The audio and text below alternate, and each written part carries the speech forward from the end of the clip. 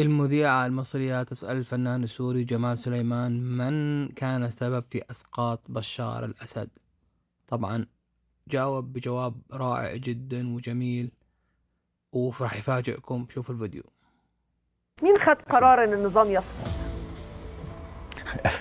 أنا سألت هذا السؤال وأحيانا يعني وجاوبت عليه جواب يعني أثار استغراب بعض كتير، يعني كثير من الناس. أنا مين عنده يعني القوة ان هو يقدر ينفذ هذا القرار؟ في حدا سألني، يعني صحفي سألني من أسقط بشار الأسد، فقلت له بشار الأسد.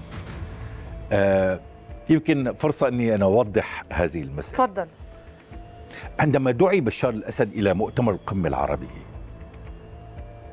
وفتح له المجال، كان في أمل عند الدول العربية أنه بشار الأسد شوي يعني يبدأ يعني يتخذ سياسات أكثر إيجابية لحل المسألة في سوريا.